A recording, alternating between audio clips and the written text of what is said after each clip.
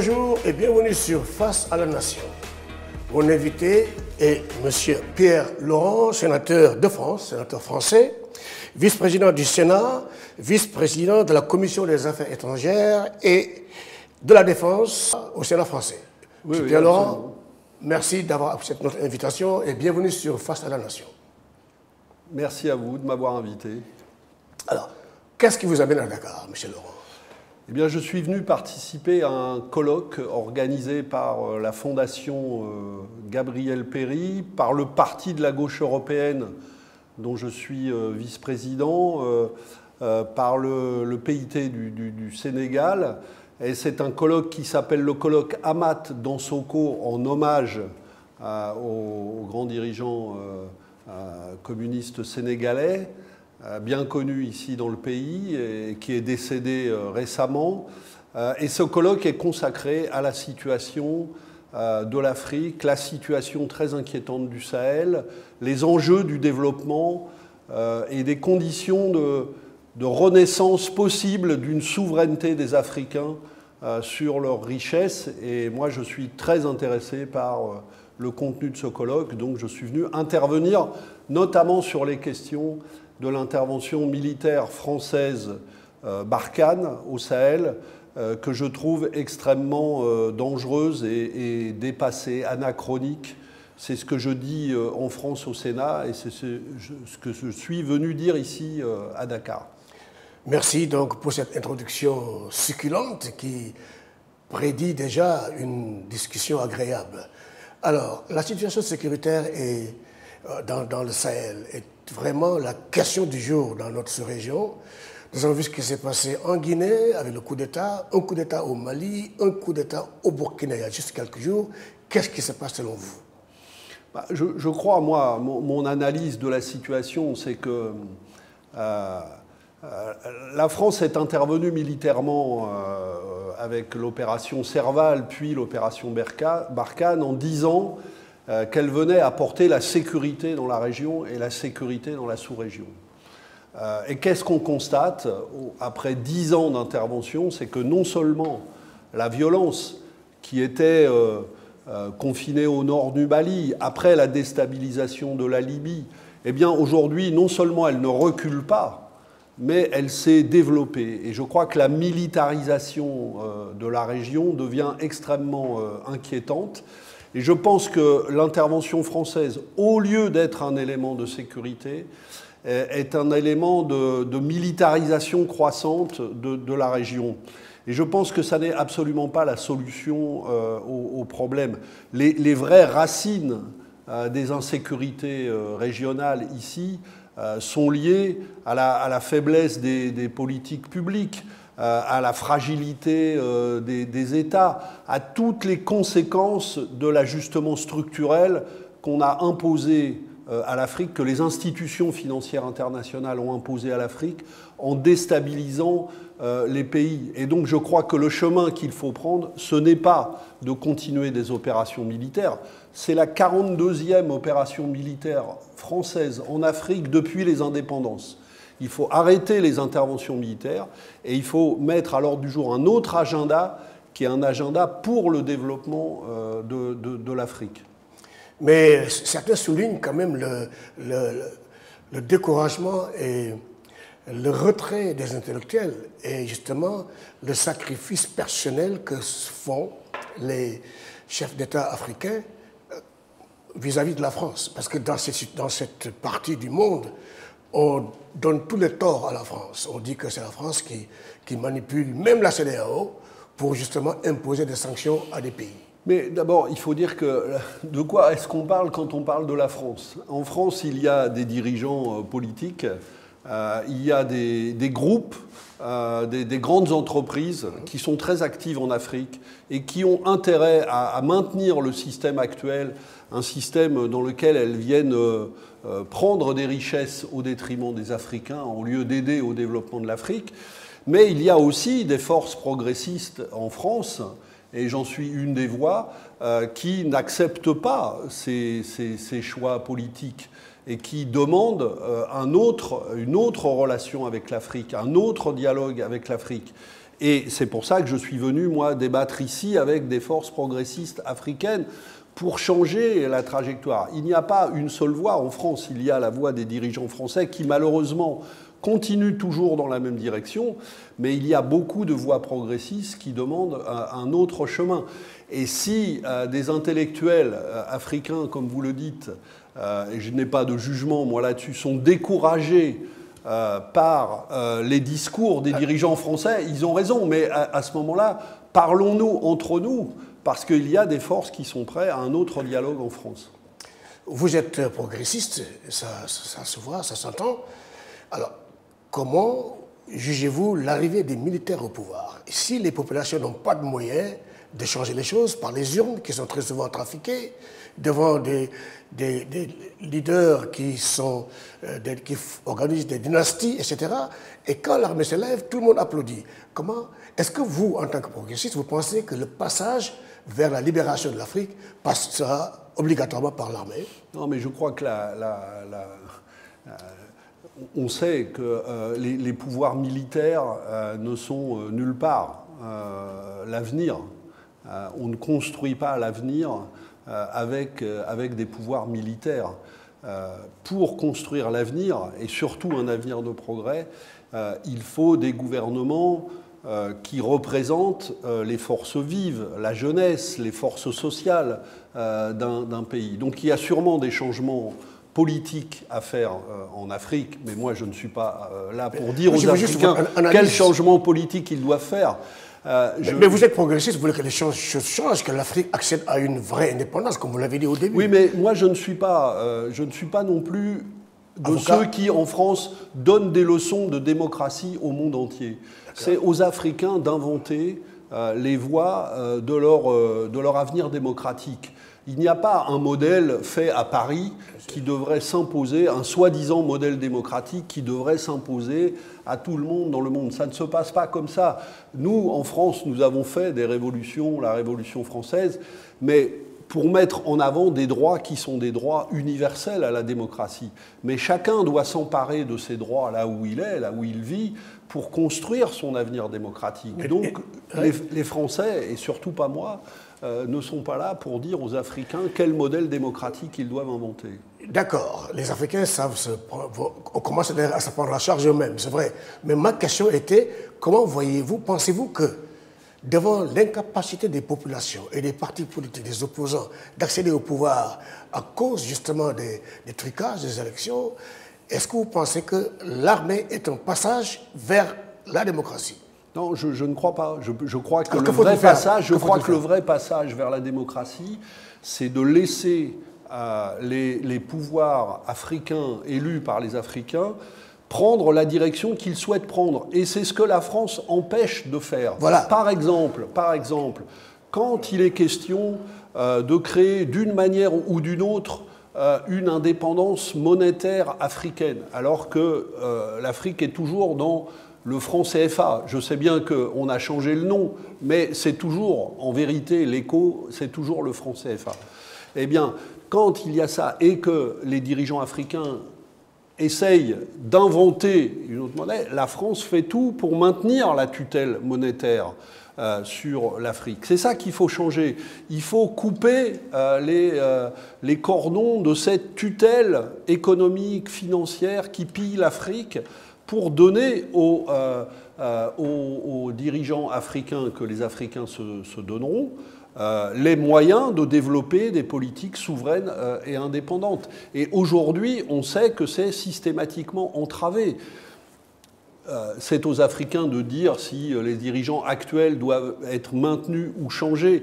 Moi, je constate qu'au fil des décennies, depuis les indépendances, beaucoup de dirigeants africains qui ont voulu ouvrir des voies nouvelles ont été systématiquement déstabilisés, notamment par la France, parce que la France voulait garder, la France officielle des grands groupes, voulait garder la tutelle sur cette région du monde. Je pense que ce monde-là est fini. Il faut en ouvrir un autre. Et ce monde doit être maîtrisé par les Africains. Et si les Français ont quelque chose à faire, avec les Africains, c'est pour les aider à conquérir les moyens de leur souveraineté et de leur développement. Et nous y avons intérêt, contrairement à ce que j'entends souvent en France. En France, j'entends le discours, nous avons intérêt à ça, parce que sinon, il va y avoir d'autres puissances qui viennent. Non, nous, les Français, nous avons intérêt à ce que les Africains gagnent leur droit au développement. Parce que maintenir un continent aussi important pour l'avenir de l'humanité, comme l'Afrique, un continent qui aura dans 50 ans 2 milliards ou 2,5 milliards d'habitants, une jeunesse formidable, maintenir ce continent sous tutelle, le maintenir dans la pauvreté, c'est une folie pour la sécurité du monde. Et c'est une folie pour la sécurité des Européens, de la France. Donc je crois qu'il faut vraiment ouvrir une voie nouvelle et la France doit prendre ce chemin-là.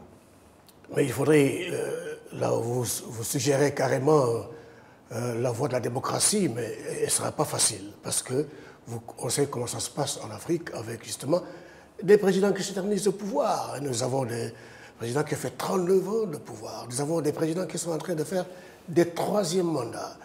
En Côte d'Ivoire, par exemple. Et comme vous avez dit, la France ne dit rien. Donc voilà pourquoi les Africains sont en train d'applaudir les militaires. Mais vous savez, en France aussi, la démocratie est un combat. Il n'y a aucun pays où la démocratie soit donnée. La démocratie est une conquête. Mais quand même, vos institutions marchent quand même. Oui, mais elles marchent. Pas toujours très bien. Il y aurait beaucoup de choses à dire. Ne serait-ce que pour les mandats présidentiels, pour les mandats, c'est réglé. On a vu. Mais ce qui existe de bien a été conquis par des luttes contre des pouvoirs aussi en France qui voulaient maintenir des institutions archaïques. Ça, c'est vrai. Et donc, je crois que ça sera la même chose ici comme ailleurs. Les voies de la démocratie qui sont nécessaires, je le répète, doivent être inventées par les Africains, contre des dirigeants corrompus quand c'est nécessaire, et contre des tutelles françaises ou autres qui chercheraient à imposer leur voix aux Africains.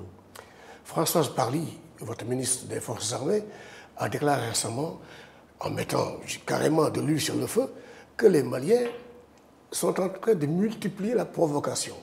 Alors, au Mali, il faut voir dans les réseaux sociaux qui provoque qui. C'est le problème.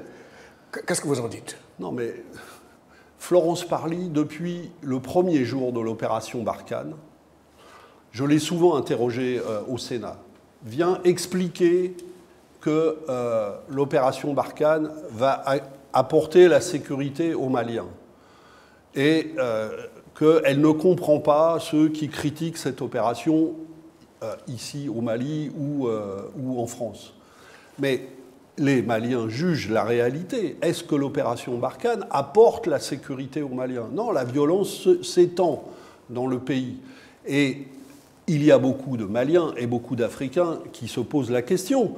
Mais si la France vient avec tant de soldats, avec tant d'argent pour mener cette opération, et que ça n'amène pas la sécurité mais la déstabilisation, alors il faut changer de voie. Et cette opération militaire doit s'arrêter. Florence Parly n'accepte pas cette critique. Et à chaque fois qu'une voix s'élève, elle dit c'est une voix anti-française.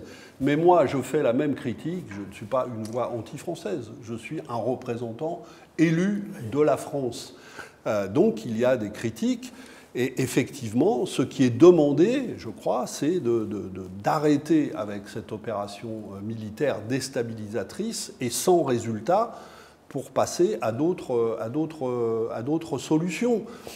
Donc je pense qu'à force de ne pas engager cette autre voie, effectivement, nous ouvrons la porte à tout un tas d'aventures qui peuvent devenir très inquiétantes pour le Mali, qui peuvent déboucher sur la partition du Mali, qui peuvent déboucher sur des violences plus grandes encore. Et tout cela m'inquiète beaucoup parce que le Mali est un pays qui a toute une histoire avec la France. Il y a beaucoup de Maliens en France et nous avons énormément de liens d'amitié entre les deux peuples, français et maliens.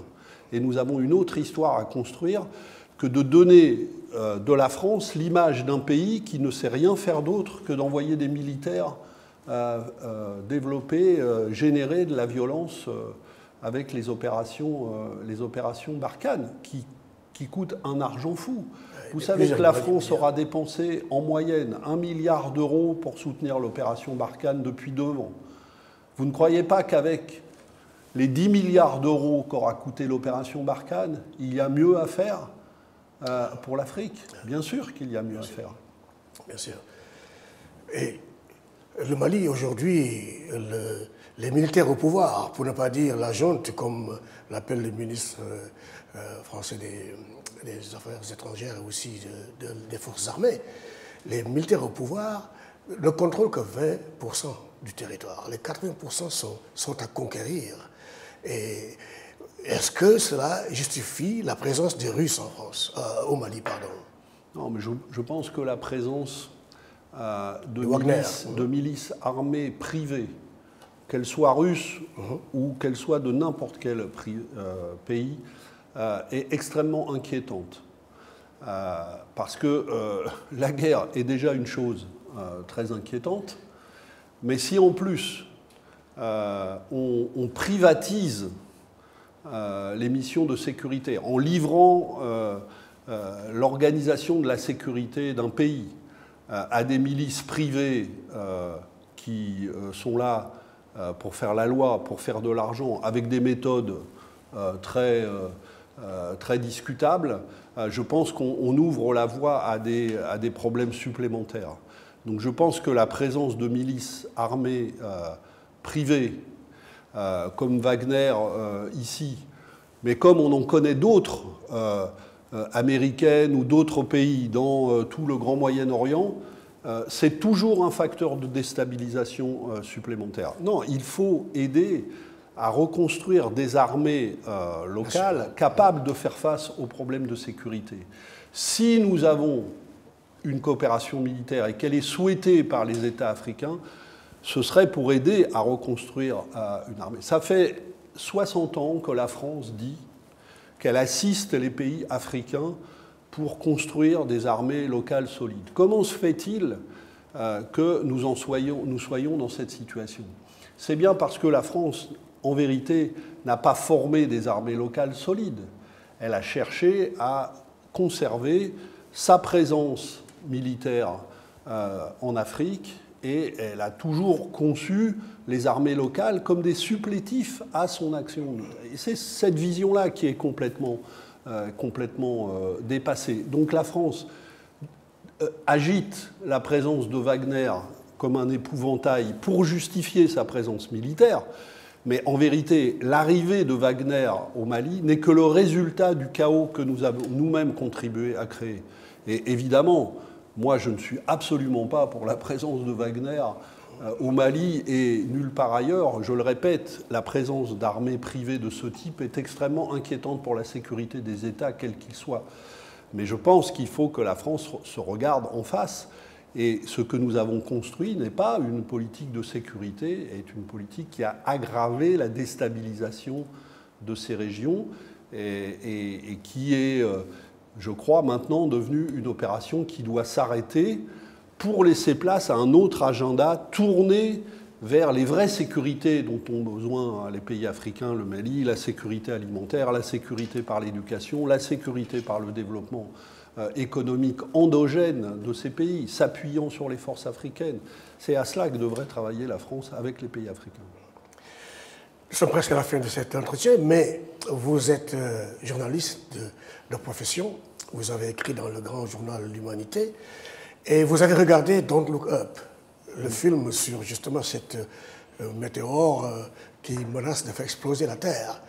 Et vous, votre mission en tant que communiste, c'est justement ramener l'humanité, redévelopper l'humanité dans un monde détruit par l'égoïsme aujourd'hui, au niveau même individuel, et aussi au niveau des grandes sociétés, des grandes multinationales.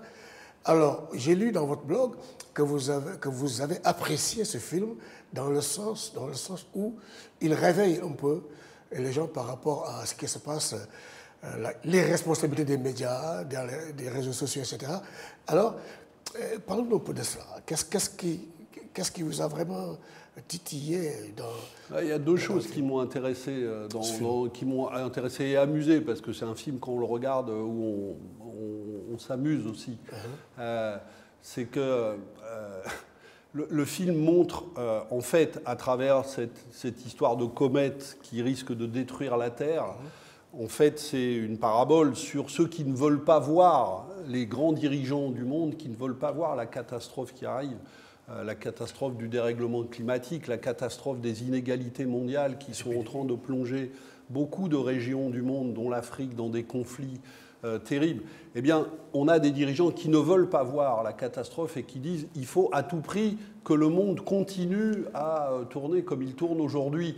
Et le film décrit toutes les dérives actuelles de ces gouvernements comme Trump et comme d'autres, et comme les dirigeants des GAFAM américains, qui ne pensent qu'à une chose, c'est tout exploiter, tout marchandiser. Et même dans le film, il y a un dirigeant un peu illuminé qui dit cette comète qui va nous tomber dessus, au lieu de la détruire, il vaut mieux essayer de la coloniser pour aller exploiter les richesses qui sont dessus, alors que la comète est en train de venir détruire la planète. Bon, tout ça est très marrant dans le film, et je pense que ça nous invite aussi à une réflexion sur l'espace, parce que ce monde capitaliste qui est devenu complètement fou, il veut tout marchandiser, même l'espace maintenant. Et on est en train de militariser l'espace, alors que c'est normalement interdit par les conventions internationales, et de marchandiser l'espace. On livre l'espace à des grandes sociétés privées, les GAFAM, qui envoient maintenant des satellites. Et donc ce qui devrait, l'espace, comme l'eau et comme d'autres richesses, rester un bien commun de l'humanité, protégé de la guerre, protégé des prédations du capitalistique de toutes sortes, eh bien on le livre à ça. C'est complètement fou. Donc effectivement, vous avez dit que j'ai travaillé au Journal de l'Humanité. Jean Jaurès avait écrit dans l'éditorial fondateur de l'Humanité que le but de ce journal était de travailler à la réalisation de l'humanité. C'est pour ça qu'il a appelé le journal comme ça. Ça voulait dire, effectivement, travailler à la réalisation d'un monde pour l'être humain, pour la planète. Une humanité qui soit celle de toutes et tous, pas le monde d'inégalité et de conflits dans lequel nous vivons aujourd'hui.